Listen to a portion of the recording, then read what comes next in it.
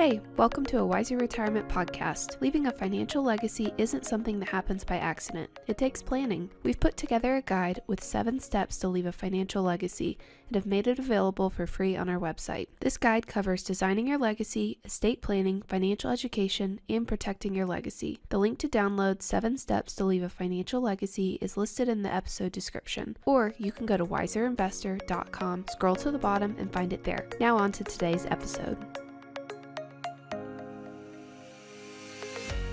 Welcome to a Wiser Retirement Podcast. We believe the best financial advice should always be conflict-free. I'm your host, Casey Smith, and with me today is my co-host, Brad Lyons. We're also excited to have a very special guest today, James Hughes Jr., author of Family Wealth, Keeping It in the Family. Today's topic is focused on talking about generational wealth and how to preserve it. Mr. Hughes, welcome to the Wiser Retirement Podcast. We're so excited to have you today. Well, I'm delighted to be here, and you're incredibly kind to invite me. Thank you. So, I just made it a requirement at our firm to read your book. So everyone has gone through it. Even our newest advisor to our group, Michaela, is working on a blog piece talking about how to create a covenant for your family to pass on, to help with passing on generational wealth. Obviously, our passion as a firm is to help people find financial success. This, often leads to working with people that are not necessarily passing hundreds of millions of dollars on to the next generation, maybe not even tens of millions of dollars, but for the millionaire next door, whose assets are going to pass fairly straightforward tax-wise in this environment. From your book, you talk about a covenant. And using this covenant, because, the problem we have is with businesses going on to the next generation of wealth. I read, actually, I don't know if you mentioned this in your book, but 70% of wealth is generally destroyed after the first year, 90% by the third year. And so can you talk a little bit about how does a covenant help everyday millionaires next door? Well, Casey and Brad, let me say, first of all, that the conversation today will be qualitative and not quantitative. I have every confidence that Wiser Wealth Management is doing everything right in helping people manage their financial capital. Where the problems lie in this field are qualitative problems, not quantitative. If they were quantitative, they'd be easy to solve. If they are qualitative, they then ask about human behavior, and right away they become difficult to solve. Mm-hmm. The first thing I'd like to say to our audience today is that if they take nothing away from our conversation today, if they can consciously change their brain patterns, consciously, so that when they hear the word wealth, they only hear well-being and nothing else, they bring well-being to their left front cortex and act accordingly, they will qualitatively be on the path that the two of you can best help them. The word wealth is an Anglo-Saxon word. It comes from 2 Anglo-Saxon words, weol, W-E-O-L. The word still exists in its appropriate meaning, well-being, when we speak of commonweal and commonwealth. So let me say first, that's the most important thing I can share with our listeners today. If they see their wealth as well-being of themselves and their families, they will be on the journey of planning that leads to the flourishing that they're seeking. The second thing I would say to them in thinking about this is that capital, as it is understood in a family, is, regardless of its financial capital means, the core question is, what is the condition of its spiritual capital and its purpose? I would suggest raising all the individual boats as a good purpose to start with. Mm-hmm. What's its social capital? Can it make good decisions together? That's really important and really difficult. And by the way, one of the reasons that the numbers and the families fall apart very quickly is because they can't make good joint decisions. It's a lot harder than it sounds. Absolutely.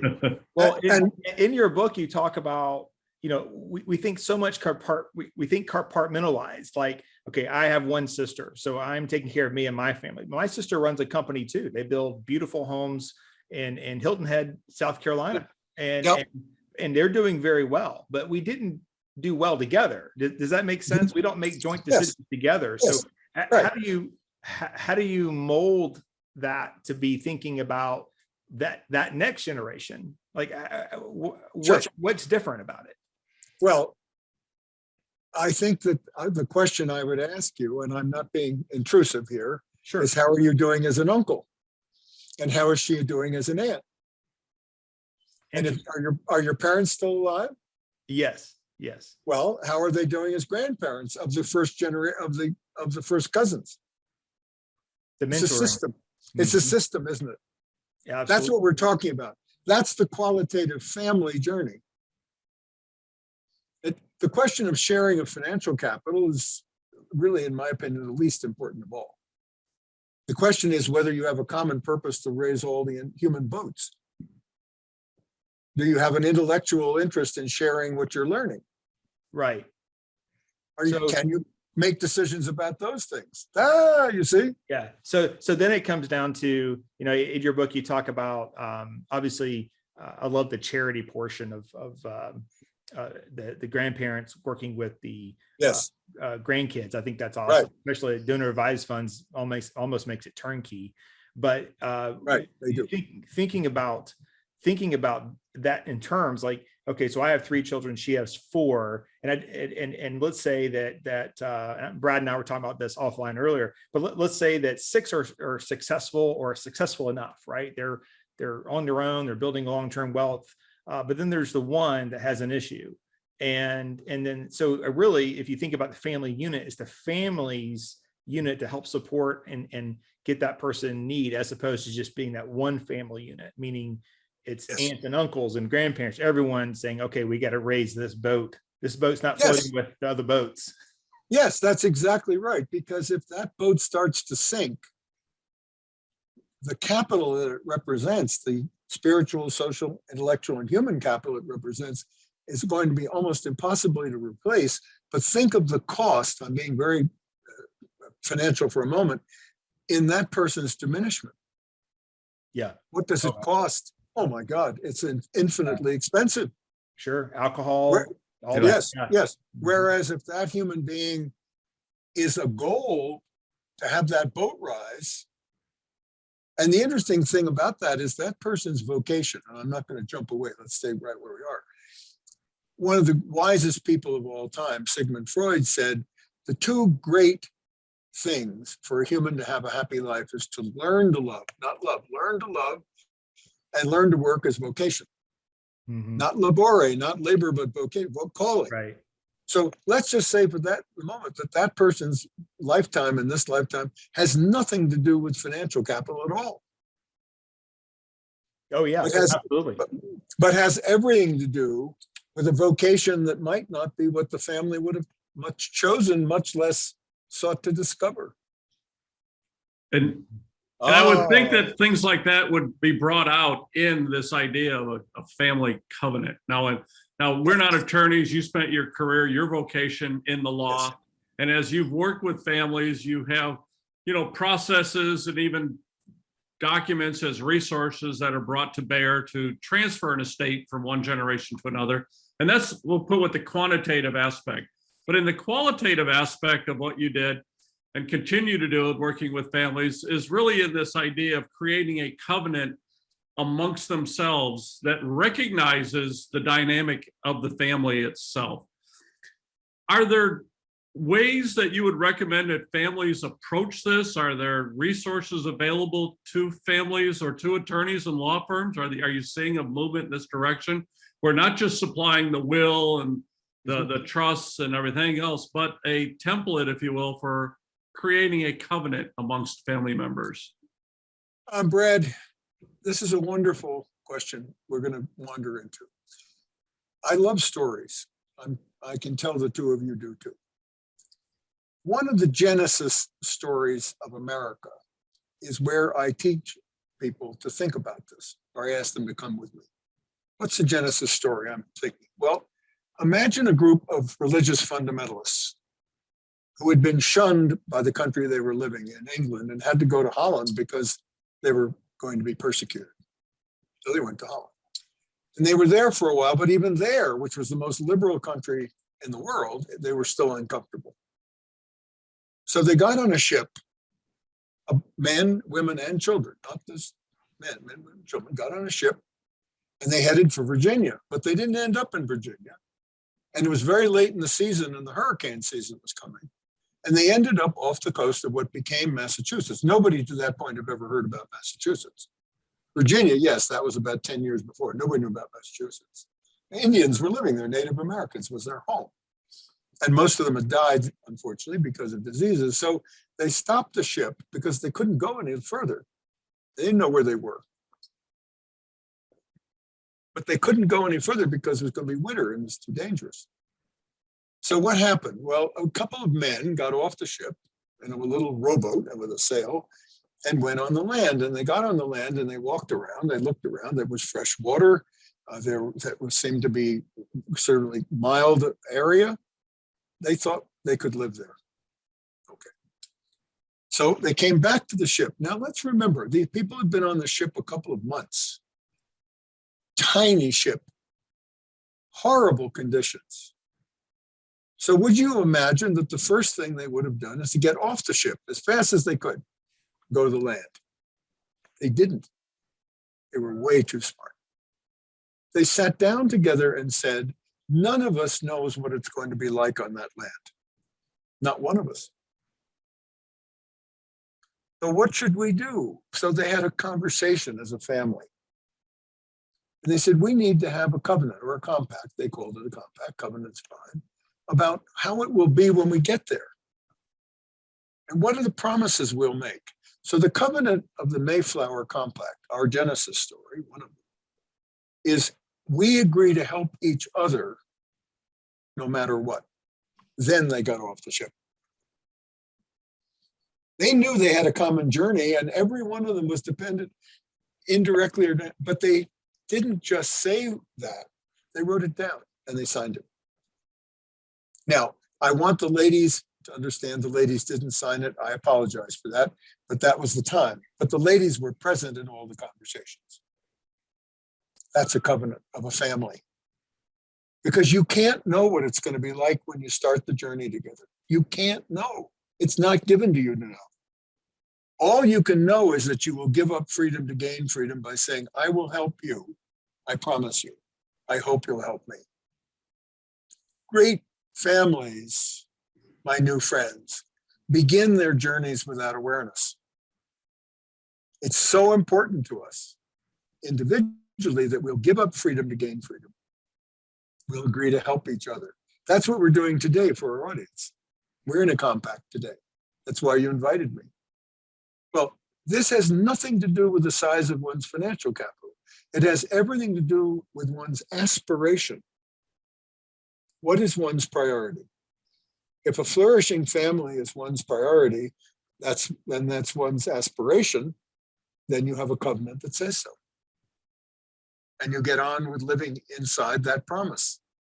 That's what we're talking about. By the way, that's qualitative planning as opposed to quantitative planning. Yeah, and it's that's a process that I think can be difficult to go through. You definitely have to build. A team, which we'll talk about that here in a minute. But when you go through that process, maybe it's just the business owner in me. You know, you have to have an agreement. It's got to be notarized and signed, and but you also in your book you talk about storytelling too. So what you just told was a story, and so if you're the person who got off that ship and then 20 generations later, you're still telling the story of this covenant of how this came off, right? All the way through, which we actually talked about in our last podcast. And I told all of our listeners, I said that the importance of passing on your family legacy is so important that if anyone wants to come borrow my podcast equipment to record your story, Mhm. and we can put it in the cloud where you own it. We don't have to be in the Yep. room. Come on down. Yes, You know? yes. And that's how human beings do it. We get Yeah. together and we decide what is our aspiration. Now, something has to inspire us, yes? We have to think it's worthy. Yes. Yeah. Yeah. I think with my own children, I think, okay, how do I allow them to go and experience things? They're still very young. They're 16, 14, and 10. Yep. But how do I let them experience things to the fullest and go and achieve whatever they can go achieve? And unfortunately for me, they chose horses, golf, and baseball is the cheapest so far. But they're on their path and they're excelling very well, and I'm very proud of them. There's sacrifice for that. There's I mean, it's not just resources, but it's time. Time is a resource, but it's my friend, the key to the perspiration that follows the inspiration and the aspiration. Perspiration is how something happens. The key to it is whether or not the priority of the aspiration leads to doing it or just talking about it. right. Yeah. That is the core to anything anybody wants to do. And you test. Don't look at what I say, look at what I do. Yeah. And but to go back to the hierarchy of kind of this covenant, how this works, you made very important points in your book that it's not grandpa and grandma standing from the mountaintop with their scepters pounding the ground going, you will do it this way. We're not running. It's not the Queen's family. It's very much where they roll into more of mentors, but it's really more that next generation down that's more of the managers, and they're working on adding capital. They're working on the day-to-day, but then the next generation coming up is being mentored in that process by the older generation. So it makes a lot of sense, very biblical actually, if you look at it through that lens of the process. But it also seems to me to be a living document that absolutely yes. And something we used to have in the South all the time is family reunions. I haven't been at a family reunion in I don't know how long. But it's sort of like that, right? I mean, you're coming together over, at least major holidays. You're all together, and you're saying, let's review this covenant, or let's tell stories, or what you're making it an important point to say we're a family unit. He's like, I told my kids when they were little, we're Smiths and we work hard. We work hard. That's what we do. We work hard. Well, these are our oral histories in our families. Yes. That, and they're only yours. That's right. They're unique to the family unit. Yeah. And they're only as good as they're told. Yes. The repetition is critical. One of the things that I teach, Brad, to pick up on that oral history that I love, and we do it in my family every few years, is when we are together, or whatever the event is, or enough of us are, we choose a time after usually a good meal, but not too much alcohol, but hopefully, but some, not too much. And we do something that you'll love, thinking about oral history. We ask the youngest person in the room, tell us about the oldest person that you knew and what he or she told you about someone older. We go all around the table, all the way to the eldest person, telling those stories. Now, two things are incredibly important for family in that exercise. First, you tell the stories.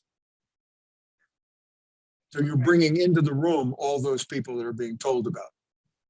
Oh, is that powerful? And the other thing about it that's amazing is for the married-ins, they get to tell about people nobody knows. So instead of it being one stream of stories, you're doing what your family actually is. Blending. You're marrying all the streams into what is actually your river. Yeah. Oh my goodness, is that powerful? And that grows these capitals we're talking. And there's no money About to say, we haven't even talked about money yet, and we don't even really need to, because that's something we're trying to get across this quarter in our podcast. Is legacy planning is not your traditional estate planning. You need tax returns or tax planning done. You have that. You have attorneys who have templates for all this stuff, and it sounds like the template that you're talking about is really just it's unique to each family and in what's important to them and passing things on. I mean, quite honestly, I have clients who have that are pole climbers at a local utility, and they have passed on tremendous work ethic to the point where the next generation is working hard, has great families, well-adjusted kids, great people. And then we worked with clients also that passed on tens of millions of dollars, and the family's a wreck. So legacy planning is kind of taking the business side and then this covenant side and moving it together to talk about, okay, this is who we are as a family, and this is the direction we want to go in, and this is our mission, our family mission. Yes, and Casey, let me pick that theme up and take it a little further this way. The two words that emerge in the legacy planning are in the common parlance are some kind of estate planning, that term. Yeah. What matters tremendously in the outcome is whether the word before the word estate is quantitative or qualitative. Words matter enormously. If the plan is a qualitative plan, it actually enables the people in the plan to play the roles that the plan creates for them, which have never existed before, by the way. Right. If it's a quantitative plan, it deals with the taxes and the creditors. And here's something that will fascinate your audience. Doesn't matter how much financial capital they have. No plan comes with scripts. The lawyer writes the plan, the banker executes the plan, you guys, and that deals with taxes and creditors. Right. Okay. And a dead person. The problem is the plan requires human beings to actually live in that plan, doesn't it? Yeah, absolutely. And guess what? There are no scripts. Correct. There's a plan that looks like it's authored, but it wasn't, because the characters in the play don't know how to play the play. Right. Because there were no scripts. Right. The Achilles heel of almost every plan I've ever seen is if it's a quantitative plan, it has no scripts. If it's a qualitative plan, somebody is thinking about whether the people who are being put into a play, it's a new play, the play never was written before. Can they live in that plan? Can they play the parts that the plan names for them? That's a really seriously thoughtful question. Yeah, absolutely. Yeah. So shifting gears a bit, has there been a disaster that you could think of, a family plan disaster that you think could have been easily solved through proper legacy planning? Well, you mentioned this question before we joined in today. I'm going to answer it in a rather odd way.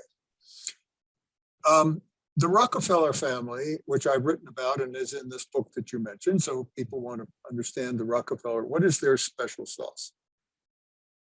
The special sauce of the Rockefeller family is that when John D. Rockefeller, the eldest member, the first one who founded the Standard Oil Company, was in a series of conversations with his son, who had the name John D. Rockefeller Jr., and there were 3 sisters. Okay. The interesting thing about the conversation between the father and the son was that the father retired. Most people don't know, Rockefeller Sr. lived in his 90s and retired at 50. And his son, the only son, that was the way the world was at the beginning of the 20th century, late 19th century, had to go on all the boards. Didn't have any choice. He could play all the roles in the businesses. So the father and the son got into a series of conversations. I'm going to make them one, but it was a series of conversations in which finally the son said to his father, "Dad, I want to leave the family business." Now, that conversation is common, and almost always the father says to the son, you can't. You have to live my dream. Sorry, you don't have that option, right? Right. And now things begin to fall apart. Edsel Ford would be a good example of a man who was this big until he was this big and died, living in his father's unwillingness to have him do it. But in fact, the Rockefeller story is different.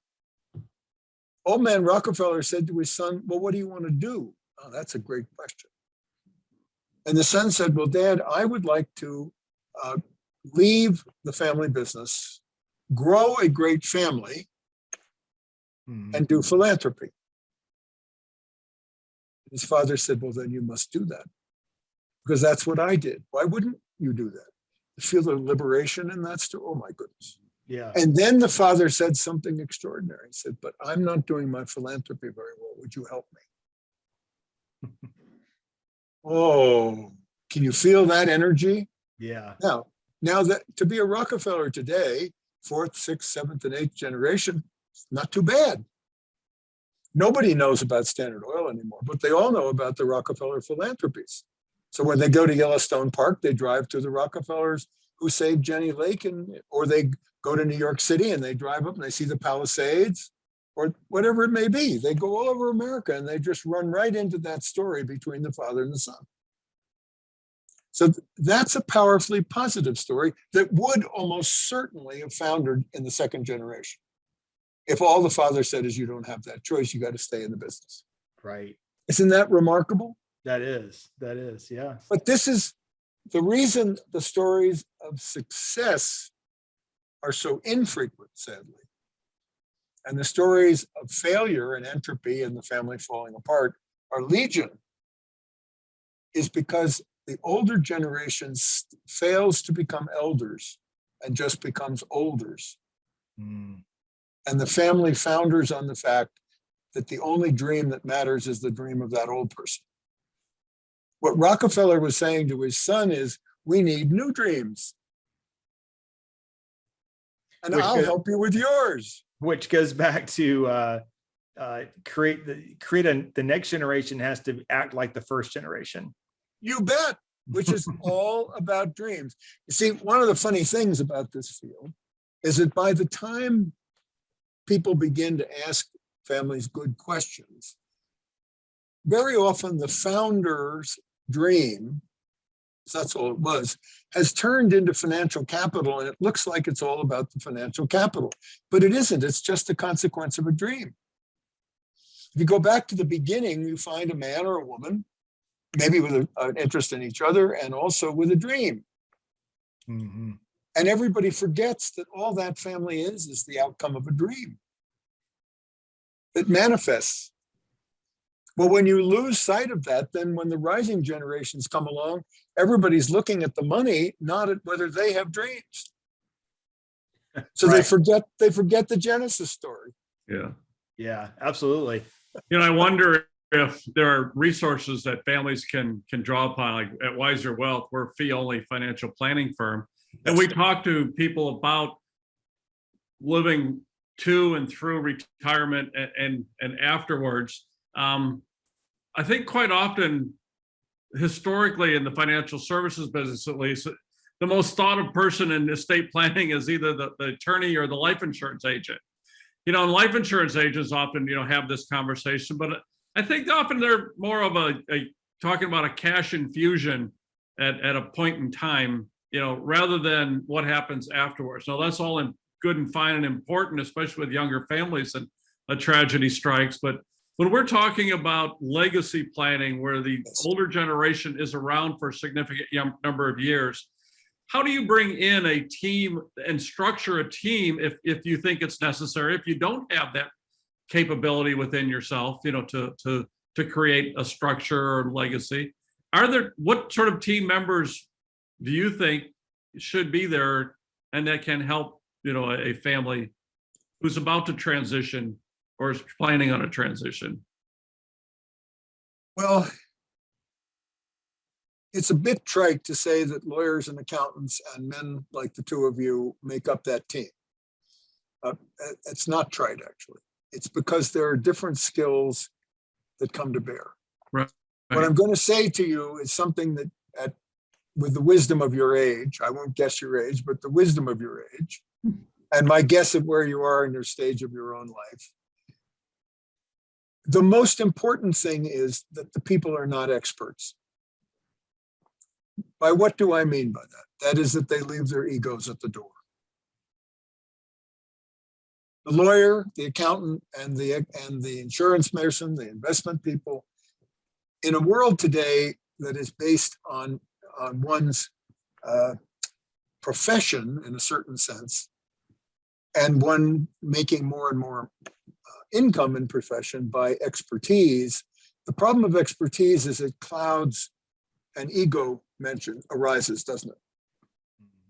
Yes. We become caught on our own expertises and our own egos. Because every family is unique. Tolstoy said that. He said something interesting. He said, all families that do well, you can't find. All that fail, do it uniquely. He's absolutely right. So if one starts from the premise, well, I want to try to help this family flourish and not fail, not be uniquely, then my ego's got to be left at the door.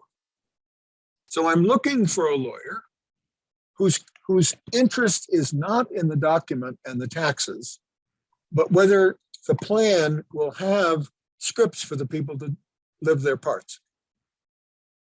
If I'm looking for an accountant to come and do values and various kinds of things, can he look at it as a living organism rather than some dead balance sheet? Oh, that's a lot more complicated. Can I find men like the two of you that are already reading? When you're already reading, my new friend, Brad, your ego's been left at the door. You're interested, you're curious, you're not stuck on your ego and your expertise. I'm not talking around this. I'm talking about it very seriously. Absolutely. The team that forms have to be people who can leave their egos at the door and say, well, what is the actual problem of these clients? Not the 10 other clients I had. That helps me form ideas. But what's their problem? Who are they as a community? Are they a family anymore or not? Are they just a bunch of legatees? Who are they? What are they aspiring to? Can I figure out what their aspiration is, not mine, to get the taxes and creditors right? It's where you start. So one is looking for teammates, to you, the two of you and your clients, who are curious about the condition of the particular people they're planning for, not seeing them as simply an income stream. Not seeing them as I can run my word processor and get this one done in 2 weeks, which doesn't mean the documents aren't fine, but they can't meet the uniqueness of that capacity of that family to live in that plant. They can't. So really what I'm saying to you is the two of you as wise men, or we wouldn't be in this conversation. That's the wonder of curiosity. You were curious about me. I'm curious about you. We're still not overwhelmed by our egos. Our curiosity is still running our lives. Well, that means that when the family comes and the time for the plan, we'll be curious about them. Does that make sense? Yes, it does. It does. Let me say one more thing. And sorry, let me cut. A positive psychologist, not a negative psychologist. Now, what am I saying? I'm going to add this because I really want people to hear this. Psychologists who are interested in systems working successfully, systems, not individuals, are also wonderful members of a team. Because a family has to be 2 or more people. And by the way, there's never been one name, family with one name. So if you're doing a plan, you're working with a particular family, get 2 names up on top. Right. You can have a single person household. You can't have a single person family. Got to be 2. Well, you say, but that's so simple. I can't tell you how often you get the people in the plan get wrong-footed. Right. One name, one voice, plan's dead on arrival. Make sense? Yeah, absolutely. So a psychologist or a business person who has systems in mind, because 2 or more people is a system. They Yeah. can help a lot. That's something that we've really focused on over a decade now, has been, asset management is fairly straightforward. Robots do it now, right? Really, Yes. what it comes down to is the financial planning process. And typically, when we start off with a new relationship, we start off with this series of questions. What are your aspirations? What are your goals? What are things you're trying to achieve? And then you get the typical, household answers, and you have to keep drilling down. And that's part of the process. And even then, sometimes 3 years into a relationship, you truly get the real goals to come out. Yes, that is correct. That is correct. It's not a one and done thing. It's a every year at least, you got to have those goals discussions again. And your book has, I think, added value to that process for us. And thank you for writing it and going into this conversation. I did have one last question. I noticed in your bio that you created a foundation. I believe it was maybe even last year. Can you tell us a little bit about the foundation and what kind of work you're doing? Yes. Well, I didn't create it. I found myself in a room in North Carolina at a place called High Hampton that you may know. I do. I have a home just down from there. Beautiful area. Okay. So I'm sitting there looking forward to having my cocktail and my dinner when a very thoughtful guy says, look at this screen. And I was paying attention to look at the screen. I discovered that 7 or 8 people that I care tremendously about, completely and totally unknown to me, had created a foundation in my name. So the first thing I was about to say immediately as a good WASP was get my name off it as fast as possible. And the guy who was the master of ceremonies said, the one thing you can't say is you're taking your name off of it. So he knows me pretty damn well. Excuse me, I'm sorry, talking Southern audience. I shouldn't be. And then I said to him, well, I'm not. And he said, and the other thing you can't say is you're not worthy of it. I said, oh, come on. That's ridiculous. And he said, too bad, Hughes. Too damn bad. Sorry, I said it a second time. Your audience is going to be furious with me. So the answer to your question is this. They have asked me to play. Play is a wonderfully creative thing. To play with my playmates, which now include the 2 of you, by the way. We're in the sandbox together. Oh boy. To see what we could do together to have more families flourish. Generational wealth planning. What can we do to have more families flourish? And then there's one more purpose. But I'm going to speak to this way. Aristotle, one of the great Western minds that ever lived back in the 400 BC, made a statement that is at the heart of this foundation.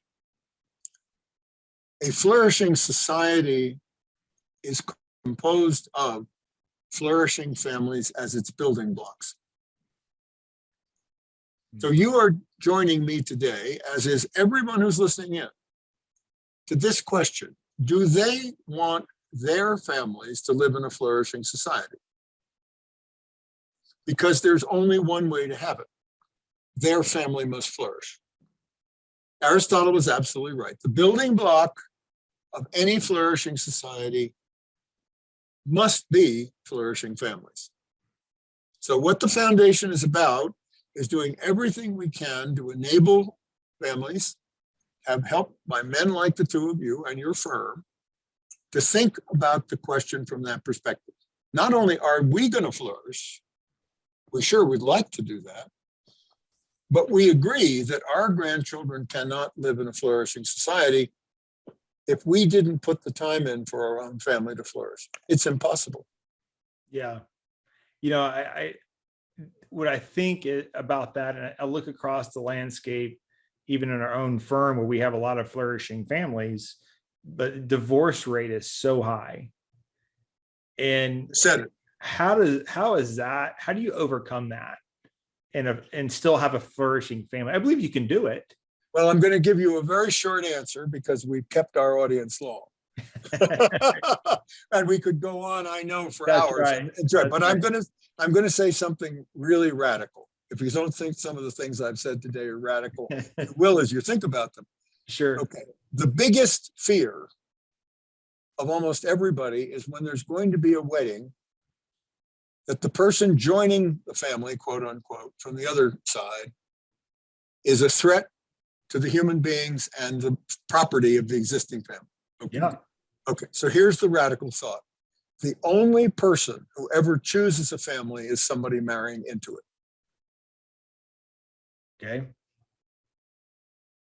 So if you want divorce, if you want trouble, look at that person as a threat.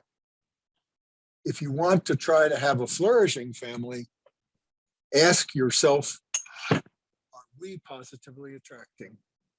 Oh my goodness, when I look in the mirror, don't ask me that question. Why would anybody choose us? Right. But that's exactly what's happening, isn't it? Yeah. It's turned around. Right. Well, I can simply say, if you want to reduce divorce, I'm very serious about this, and which is a tremendous liability on the balance sheet of a family. Right. Look at the question from day one. Are we positively attracting to that person? Because he or she is making a decision about that, not just the member they're marrying. Well, I can tell you that changes everything in your consciousness. Sure. Sure. You move from fear to opportunity. You move from threat to building something. True. This is not Pollyanna, guys. This is the actual on-the-ground reality of human beings living in this thing called family. Isn't that fascinating? Yeah, Very much it so. is. It is. Yeah. Mr. Hughes, Something to thank think you. about. Thank you so much for your time, and hopefully we can do this again sometime. If I'm ever in Colorado, I might look you up. Come say hello. Been my joy. Take care, gentlemen. All right. Have a great day. One, Bye. thank you. Bye-bye. Bye-bye. Bye-bye. Thanks for listening to a Wiser Retirement podcast. We hope you enjoyed today's episode. Make sure to subscribe wherever you're listening, that way you don't miss any new episodes. We would also appreciate if you could leave a rating and review. If you have any questions about anything that was discussed today, head to wiserinvestor.com and reach out. We would love to hear from you. This episode was produced and edited by Lilton Moore.